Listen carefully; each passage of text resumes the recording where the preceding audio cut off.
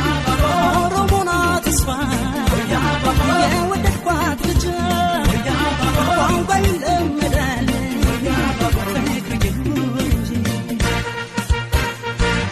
kasango arabre Sifnaniko kenanko batasmi kanko sirkonko gatidunko nageni kanko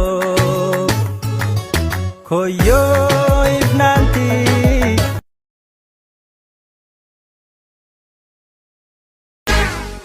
Arsiti martinunku sisirbu duhu kanadu